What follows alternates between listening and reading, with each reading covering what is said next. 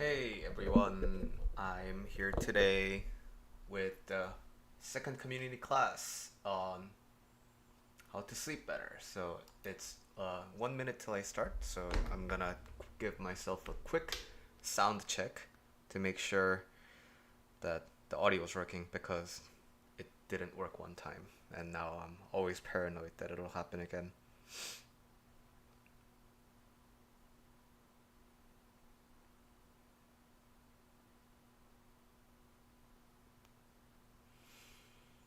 Hi Bonbon, thank you for joining.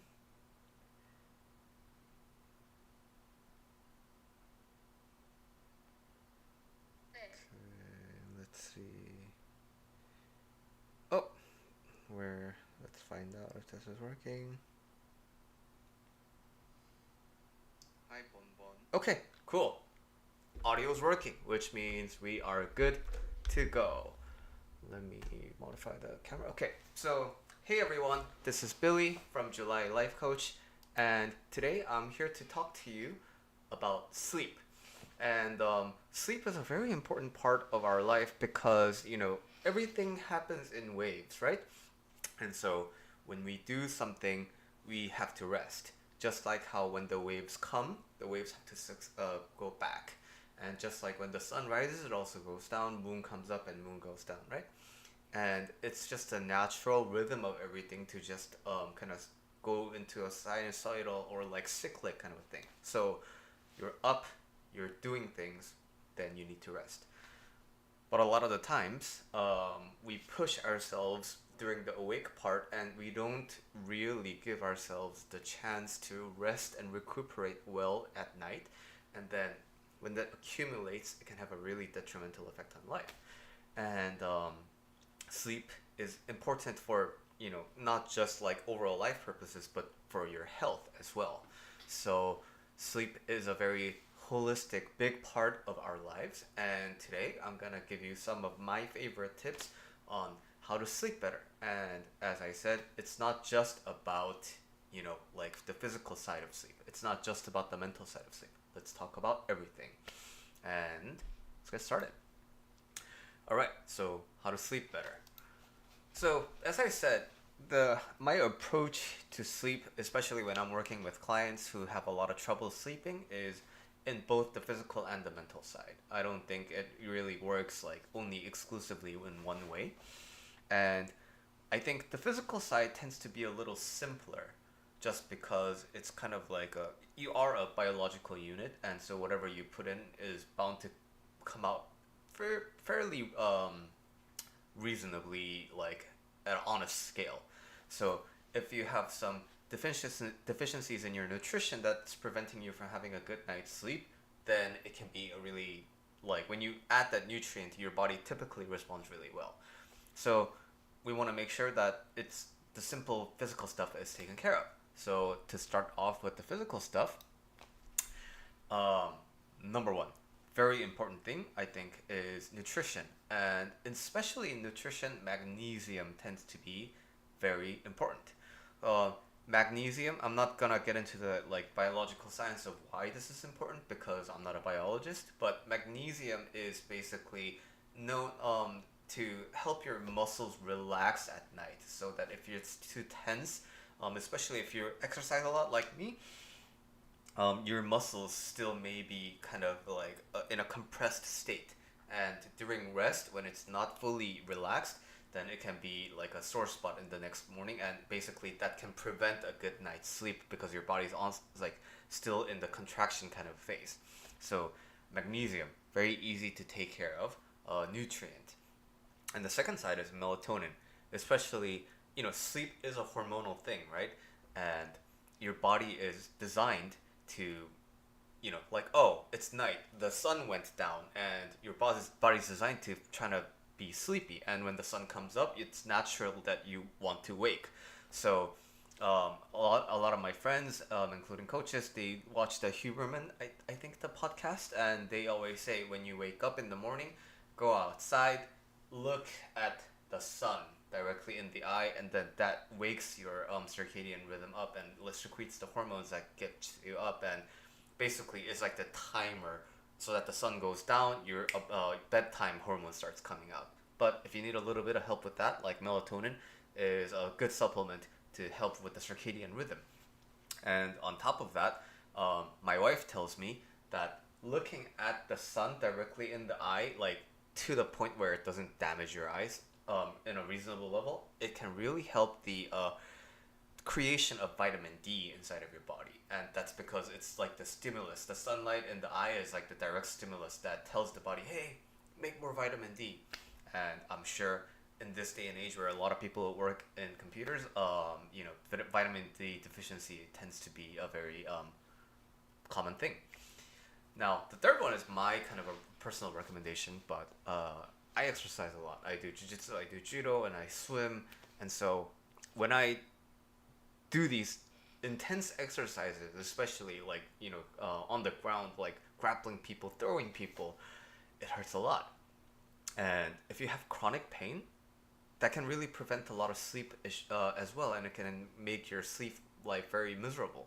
So, to the point where it doesn't become like a habit, I think every once in a while, if you're anticipating pain, taking a Tylenol or two and taking an Advil at night before you go to bed is a wonderful idea, and it really helps me not wake up at night because everything hurts. So, painkillers is also a good recommendation that I give. Now, fourth one. So far, we've been dealing with like the internal body things, right? But the external body of how it feels in your bedroom, how it feels in your bed is also very important, right? So, changing sheets, as much as it is tedious, at least twice a month, like basically every 15 days, it can really, really help you fall asleep better, because turns out being surrounded by really soft material feels really nice. And your body secretes a lot of oil, and it builds up on the blankets, right? So especially if you're having skin problems like acne or dandruffs or like eczema, your skin tends to fall off a lot, and you tend to secrete a lot of oil. So changing sheets can be a very effective way to deal with these types of issues. And Bongbong says she agrees, and I don't know if it's a he or she, but yeah, they agree. Good. Yeah, changing sheets is a good recommendation. And now the fifth one is if you have stomach issues. So I have stomach issues. I have GERD, basically a lot of acid. My wife also has a lot of acid, and for that, no food 3 hours before bed, not even water. That helps significantly, and it just helps you not wake up from a heartburn. Or you could take a bit Pepto, but then like it's just better to kind of let everything get digested like 3 hours before bed, and then lay down in bed with a more or less kind of a digested stomach that just feels a lot more pleasant to me. So yeah, those are the physical sides of sleep: magnesium, melatonin, painkillers, changing sheets often, and then no food 3 hours before bed. So that's the physical side, and now that's the simple side, and let's look at some mental parts that deal with sleep. So a big blocker into resting and sleeping well is what you think about rest and what you think about not doing anything. So the first portion of this slide is asking you, what is your opinion of rest? Like, what do you think about resting? Because a lot of people have antagonistic relationships with rest. They always want to be working towards something. They always want to be hustling. They always want to be grinding, exerting a lot of effort into developing themselves. But what they often are blind to is the fact that resting is also a form of development. So especially in the bodybuilding world, like I'm taking bodybuilding as an example, but your muscles need to break down, and then it needs to reform in order to gain mass, right? So rest is the part where it reforms. And so needless to say, rest is important, but like more importantly, what tends to reveal our true thoughts about rest is what do you think about not doing anything? So, this question is especially relevant if you spend a lot of time in bed but not sleeping, right? Because then you wouldn't be doing anything. So, if you think that, if I'm not doing anything, then I'm bored, then naturally you're gonna gravitate towards activities that are gonna keep you awake instead of just falling asleep. So that's the bottom part, right? What are you thinking when you are resting? What are you thinking when you aren't doing anything? And basically, if you have limiting thoughts or negative thoughts about not doing anything, or you have a lot of like worrying thoughts that pop up when you're not thinking about anything actively, that can really mess up your sleep because it's just gonna delay your bedtime. It's gonna delay your nap time. And especially regarding naps, if you're the type of person who has negative views about not doing anything and resting, it's very likely that you're not going to be taking naps. But naps are a very natural part of life, right? If you have any pets, you'll definitely see how that's true for all other animals.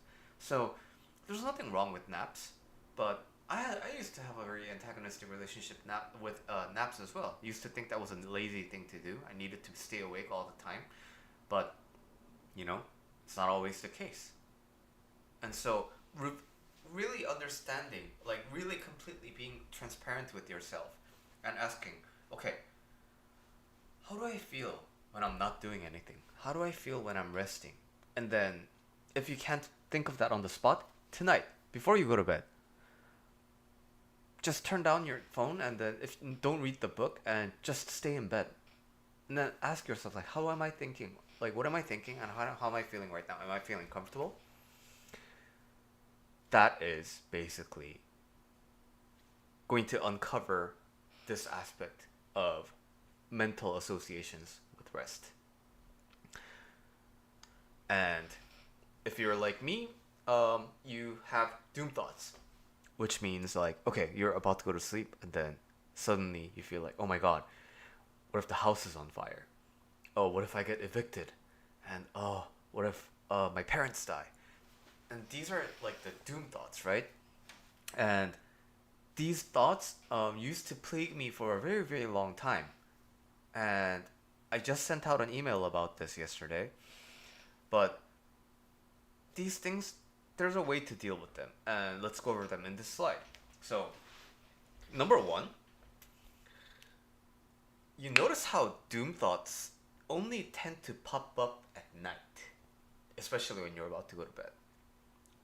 But the thing is, if it was a real worry, then you'd kind of be thinking about it during the day too. So let's say you forgot to pay your credit card bills and you're stacking up a lot of debt.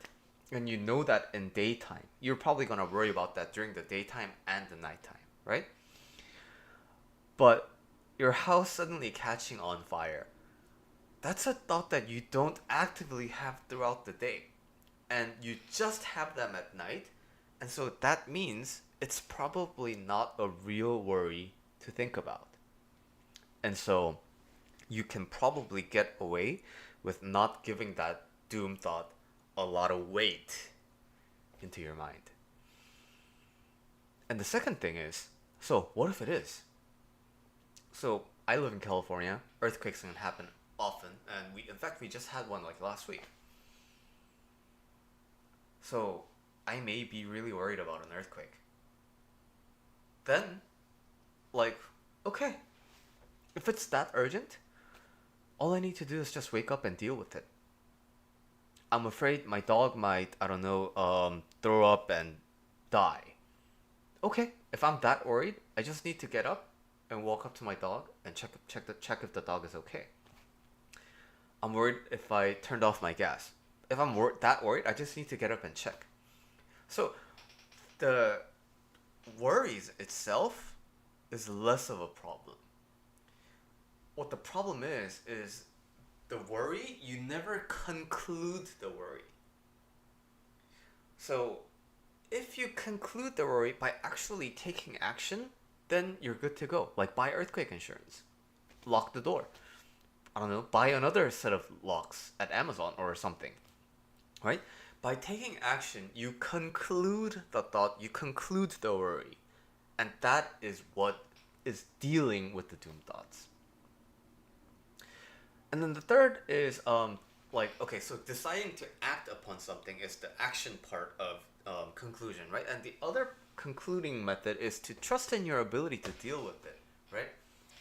So if something catastrophic, if something bad happens, yes, it'll be pretty bad. But I believe in my ability to take care of the problem if it does come up. And I'm sure that, let's say your house catches on fire. At first you would be very, very distraught. But you wouldn't be distraught forever. At some point, you're gonna feel hungry again, and you're gonna have to eat. At some point, you're going to have to think about realistic things like, okay, well, what am I gonna do at work? You're gonna have to think about how to recover the damages. And yes, all of those things will be stressful, but with the fully formed brain that's fully capable of doing it, you are going to be able to deal with it. And I'm not asking you to think of every imaginable scenario and yay, I covered it all, because your mind is very powerful at imagining, so it's gonna come up with new scenarios all the time. But what actually solves your rampant imaginations, especially around doom, is your ability to take care of it even if the doomsday scenario happens. So, just to recap, dealing with the doom thoughts at night, number one, if the thoughts are only popping up at night, then it's probably not a lot of a big worry, because if it was a legit worry, then you would have worried about it during the day too. And number two, if you have a doom thought and it's worth waking up, just wake up and fix the problem. Or if you know that you can take care of it, if the doomsday scenario happens, then you can be like, okay, all right, that is a legit worry, but you know what? If it happens, I can deal with it. And then that's how you conclude the doom thought. And the more you practice concluding the thought, the easier it'll get into the future. And now, here's the slide for my sensitive sleepers, which includes old me. So, I used to be the most sensitive sleeper in the world, right? So, I would be very stressed if I didn't get 8 hours of sleep. And I was so militant on it. I bought earplugs, and every night I would just be there with my earplugs, and I'm forcing myself, I have to sleep, I have to sleep, I have to fall asleep now. And then I would check the clock and like, time's passed. I'm only gonna get 7 hours and 30 minutes of sleep. Okay, I need to fall asleep right now. I need to fall asleep right now. That used to be literally my life. Yes, I'm old me. And that used to be the case for the lights as well. And so my wife would be next to me on her phone, and then I'm closing my eyes, but her cell phone lights would get in my eye, and it would bug me. And I would ask her to sleep, please. And then, I would wake up grumpy tomorrow, the next day, and then I feel bad because I'm tired because I didn't get my 8 hours of sleep. But you know what the funny thing is? Even if I did get 8 hours, I'd still be tired. So, what's the issue here? The issue here is equating bad sleep with the bad day. So basically, what determines if I'm gonna have a good day or not is my sleep. Viewed in this way, I'm not the one in control of my life. But you know what is? My sleep is the controller of my life. My sleep determines whether I'm gonna have a good day or not. So sleep is a little bit funky that way because I only can control me, right? And sleep is like I'm the one sleeping, so it does sound like it's something I can control, but my sleep is actually something that's sort of outside of my control. Well, it's in this gray area. where it is both my control and not my control. So, what you can control is how you feel about your day, regardless of how you sleep.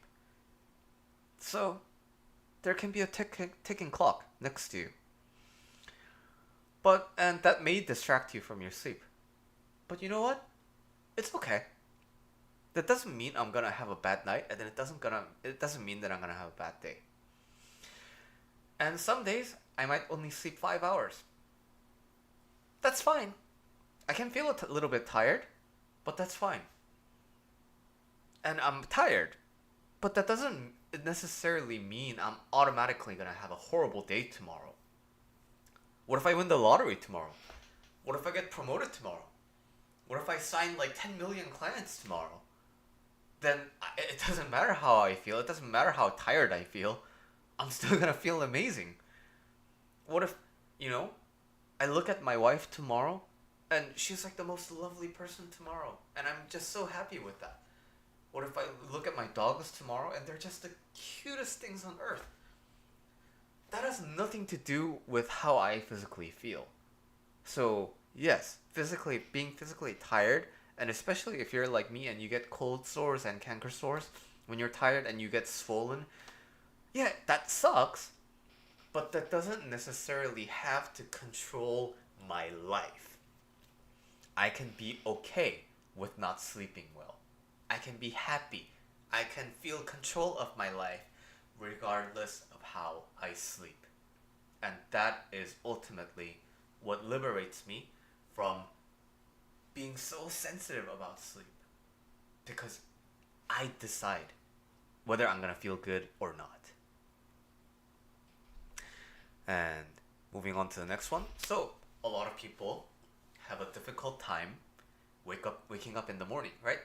You feel groggy and you turn off the alarm so many different times, so you have to set like 15 different alarm clocks and 1 minute intervals. And eventually you wake up, but then it just feels like hell, right? So the thing here also is it's related to the previous slide of this. But before I get to the next actual tip, a lot of people worry about, oh no, if I oversleep, everything is ruined, right? If I oversleep, then I'm gonna miss my meeting. I'm gonna be late to work. I'm gonna be late to school. I'm gonna miss this class. But the thing is, are you able to forgive yourself if you do that? And if the answer is no, that's your problem right there. That is what's preventing you from actually relaxing and having a good night's sleep. Because you're kind of a threat. Like there's a figurative knife on your neck, being like, okay, I'm never gonna forgive myself. Like I'm literally gonna die if I mess up in the morning, right?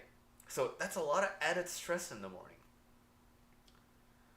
So the approach that I'm gonna give, that I suggest, is a little bit radical, and you might not agree with me, and that's completely fine. But okay, I overslept. So what? Okay, some people are gonna think I'm unprofessional, so what? These things happen. And if other people make the same, if other people oversleep, I can understand that. Because this is something that happens in our lives. And when you give yourself that permission to oversleep, when you give yourself that permission to kind of mess up, and because you trust in your ability to deal with whatever happens in the morning, that's when you can truly relax. And ironically, that's what sort of enables you to not oversleep. Because you're truly relaxed and your natural rhythm kicks in at the desired time. So that's like the segue into this actual pro tip, is that you want to really imagine a vibrant and energetic morning. And what I mean by this, I especially use this tip when I'm about to when I need to wake up early, way earlier than usual for an important event or something. Let's say I need to travel, I need to go to the airport, or I need to go to Disneyland or something, right? So whenever there's a departure from a regular sleep schedule, I always do this.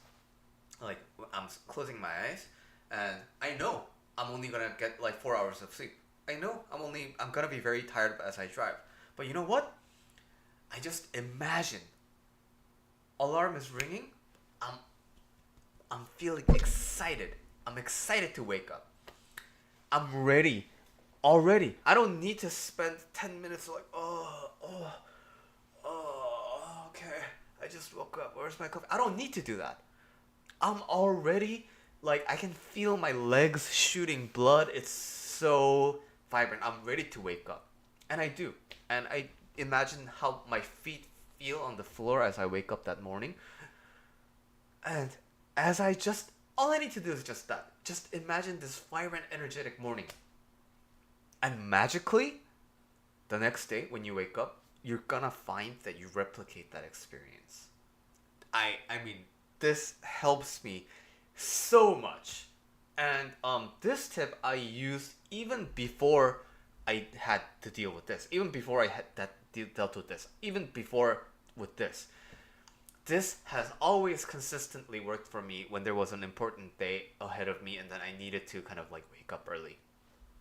So yeah, imagination, very powerful thing, and kind of like visualizing, very important. Okay, and now the physical and mental health, which is kind of the conclusion of this lesson, is yeah, you know what actually really helps with sleep is intentional relaxation. And you might know this. If you're interested in sleep, you've probably done your fair share of research, and you probably know that a bunch of sleep techniques out there. And the one that I'm trying to refer to right now is the military sleeping technique, right? Where you close your eyes and then you intentionally relax your eyelids, and then you intentionally relax your jaw. You intentionally relax even more your throat. You intentionally relax your chest even more. So this is basically hypnosis induction. This is what you do as a hypnotherapist to induce people into hypnosis. And obviously, this is beneficial for physical because you're gonna, when you do this exercise, you're gonna realize how much unconscious energy you're putting into your body at all times. When you decide, okay, I'm gonna relax my eyelid, you'll be surprised at how much you'll be able to relax your eyelids even when they're closed. So this physical element is kind of like self-explanatory, but also you can do this for your brain. And this is related to the previous slide about like letting go of the doom worries, right? So next time you have a thought that lingers in your brain that's jumping around in your head and like, hey, I'm gonna prevent you from going to sleep. Oh, I'm a monkey that's like, clamping cymbals. What if you could intentionally just relax that monkey? And a technique that a lot of people use is they have an imaginary box where they're gonna store their worries, and then they're gonna close it and they're just gonna open it up in the morning. So, one worry by one, you can exercise, putting it down there, putting it down there. And this is basically the mental version of the physical intentional relaxation exercise. And that is ultimately what's going to help you sleep better. Okay, so let's do a quick recap and let's talk about everything that we discussed so far. So, physical side, nutrition, very important. Magnesium, melatonin. If you're in pain, occasional painkillers, as long as they're not habit forming. And looking at the sunlight every morning, hormonal stuff. Changing sheets, especially if you have acne, if you have eczema, at least twice a month, like every 15 days or every 2 weeks. Very good. Very tedious, I do admit, but it still works. No food 3 hours before bed, especially if you have acid problems like me. And mental side, assess. What do you think about not doing anything? Do you have negative views on not doing anything? When you look at people, and a good way to assess this is, when you look at people not doing anything, do you judge them? If so, you're probably judging yourself if you're not doing anything. So, being honest with your relationship to not doing anything and resting is a big factor of you being able to you being unable to completely relax for a good night's sleep. Dealing with doom thoughts. Number one, if this was a true emergency, if this was a true legit worry, then you would have dealt with it during the day, or you're gonna deal with it during the day. Number two, if it's worth waking up, just wake up, take action, buy earthquake insurance, do all these things. And if not, then trust in your ability to deal with it. Oh yeah, earthquake happens. I know what I'm gonna do. Like, I know I'm gonna be able to do something. House is on fire. I know I'm gonna be able to do something. Absolute trust in that. Actually sleeping, falling asleep, and not being sensitive about, oh no, I need to sleep X hours. You don't need to have a perfect night's sleep every day in order to feel great every day.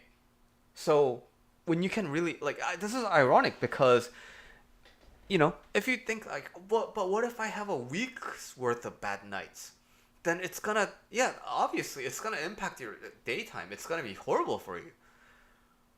But as long as that worry is occupying your mind, you can't really truly relax.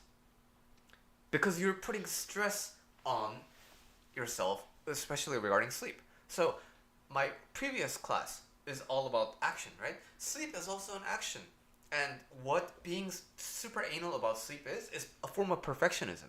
And as I said in the previous class, any form of perfectionism just makes things a lot difficult. And imagining this is basically being excited about your morning, right? And if you were here for my last class, again, how do we make anything happen? How do we make action happen? How do we stop procrastinating? Well, you get excited about it. That's literally it. So this exercise, imagining a vibrant and energetic morning, is basically being excited about the morning. Bonbon says, my friend says she gets scissor locked when she tries to relax each part intentionally. Yeah, I think that's referring to sleep paralysis or the sleep demon. And I think, here's the thing. Sleep paralysis, very scary, right? But what's actually impacting the sleep isn't really the presence of sleep paralysis. It's that, what if sleep paralysis happens? Oh no, that's so bad, I need to avoid it. That is what's controlling sleep. So yeah, what if I get sleep paralyzed?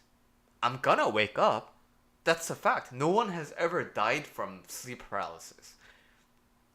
Like, no one is locked in sleep because of sleep paralysis. Forever, right? When time passes, your body's gonna wake up. And just trusting yourself. Okay, so sleep paralysis demon is coming to take my soul. Alright. If she takes my soul, I'm sure there's a way to deal with it. And if there is no way to deal with it, there's nothing I can do, and I can accept that. So, being completely free from the consequence of this, circumstance is what actually enables you to truly relax. Thanks for the comment there. Physical and mental, intentional relaxation, right? Intentionally relaxing each part of your body and cascading it down from your eyelid to your toes. And you do that with the worries, and you do that with every individual thought that pops up into your mind. That is intentional relaxation for your mentality. Alright, so, wow. I thought this class was going to be a lot shorter, but it turned out to be a lot longer than I thought. But, okay. That was the recap. And, yeah.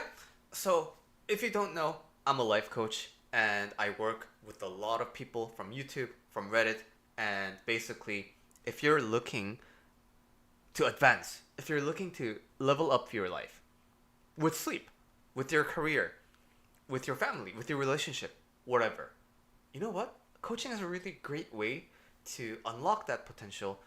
And what coaching is I'm not going to change your circumstances for you. I'm not going to change your work for you. I'm not going to come to bed to you and then sing you lullabies. But I'm going to unlock parts of you that make that possible for yourself. And you know what? I only have one slot left for a one-on-one client. So if you are looking into coaching, now is the prime time. And all you have to do is email me at billy@julylifecoach.com to schedule free trial sessions. And I look forward to working with you. I have a lot of free material as well. So this community class is obviously another form of free material. The last community class is all about action and anti-procrastination. And you can check out all of my guide on anti-procrastination and social anxiety and my previous community classes, along with all the free materials that I have on my website, julylifecoach.com. And that's it. That's literally the class.